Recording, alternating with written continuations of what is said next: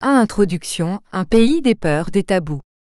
La France traverse une époque trouble, marquée par des tensions identitaires, des fractures sociales et des débats enflammés sur l'islam, la laïcité et la radicalisation. Au cœur de cette confusion se trouve un mot devenu explosif, islamisme. À la télévision, dans les débats politiques ou sur les réseaux sociaux, les termes fusent: séparatisme, radicalisation, islam politique, terrorisme islamiste. Mais derrière ces mots, que comprend-on vraiment?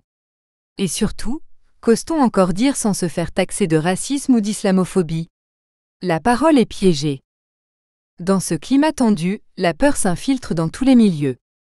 Peur pour certains de voir leur quartier se transformer, d'y voir disparaître des valeurs communes. Peur pour d'autres d'être stigmatisés à cause de leur foi, de leur nom ou d'un simple voile. Peur pour les enseignants, les policiers, les soignants, qui affrontent parfois des comportements hostiles voire menaçants dans l'exercice de leur métier. Et pourtant, malgré cette réalité, un tabou persiste, celui de parler franchement des dynamiques islamistes à l'œuvre sans tomber dans la haine, la caricature ou le silence complice. Beaucoup se taisent. Certains exagèrent. D'autres minimisent. Peu cherchent à comprendre sans condamner systématiquement, ni excuser aveuglément.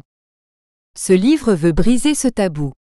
Il ne s'agit pas de désigner des boucs émissaires, ni d'alimenter la peur, mais de mettre en lumière ce qui, trop souvent, reste dans l'ombre. Comment l'islamisme s'est-il enraciné dans certains territoires? Pourquoi séduit-il une partie de la jeunesse?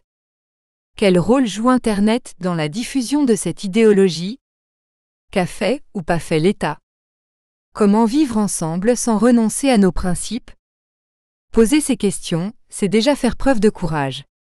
Y répondre honnêtement, c'est peut-être rendre à la République ce qu'elle attend de chacun: la lucidité, la responsabilité et la fidélité à ses valeurs fondamentales. Dans les chapitres qui suivent, nous tenterons donc de démêler le vrai du faux, le fantasme du fait, la peur légitime de la peur instrumentalisée. Parce que comprendre l'islamisme, ce n'est pas s'attaquer à l'islam.